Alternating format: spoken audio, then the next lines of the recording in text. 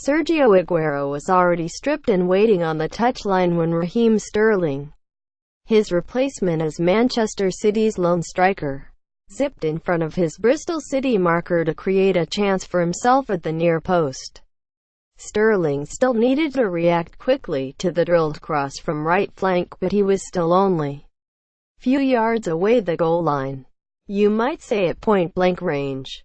When Frank Fielding saved, beating the ball away, it felt like a big chance missed in the most wasteful moment on a night of many for Pep Guardiola's side. In the end, it did not matter. Aguero rose to head past Fielding in the second minute of added-on time and earned City a slender but valuable one-goal advantage to take to Ashton Gate when the two sides meet again 2 weeks from now. In the second leg of this Carabao Cup semi-final, victory was never supposed to become so late though, and Aguero was certainly not supposed to leave his seat as a substitute.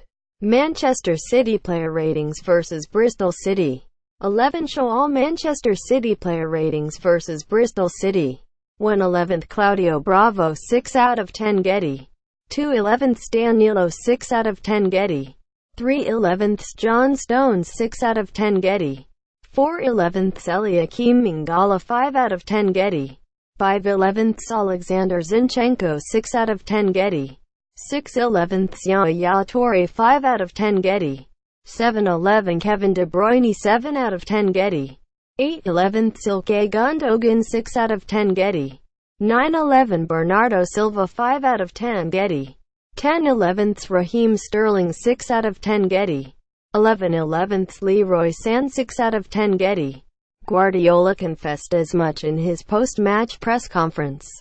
Sergio has had a lot of games, and in this situation Gabriel Jesus is not fit, so we have to protect him a little bit, he said. Aguero has more games to come too. Jesus is unlikely to play any part until at least mid-February, meaning the Argentine will be City's only natural, recognized striker for their 6 games in the next 28 days.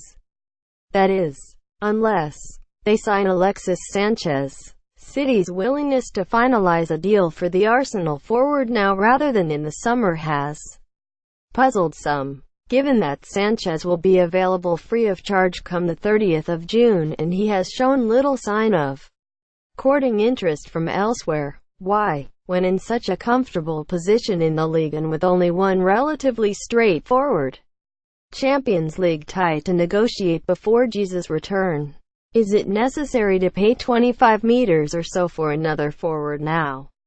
Who would he even replace in City's first-choice starting lineup? Sanchez's performances this season have been below par, even if we generously judge them in the context of a one-away player in the last year of his contract. Watching the clock. What these questions ignore about City's pursuit though, is that if this seemingly unstoppable side is missing anything, it is depth. Granted, that is more by design than accident.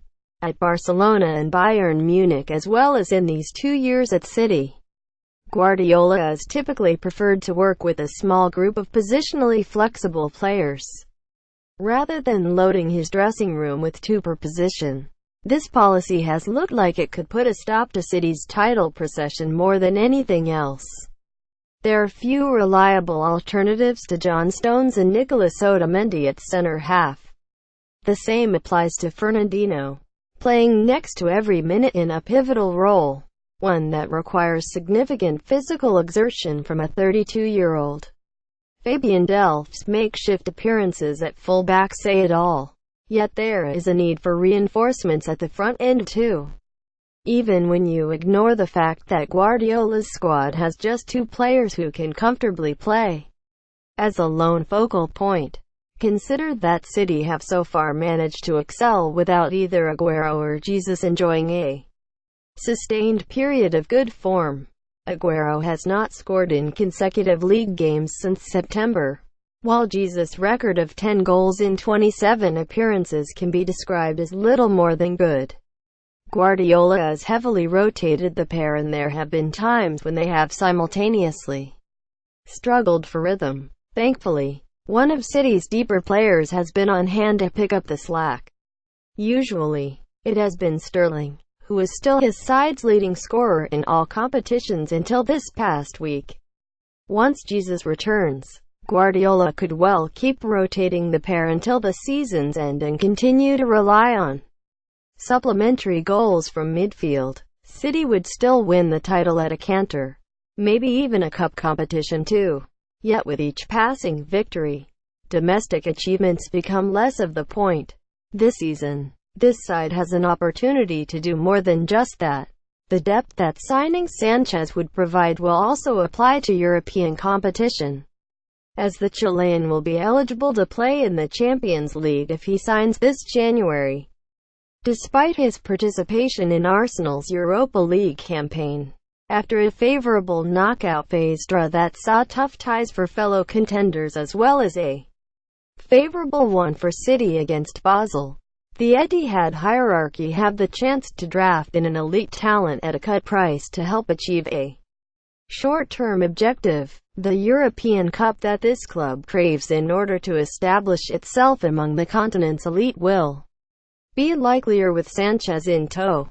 Given the relatively low costs involved for a player of his talent, it makes sense to move now.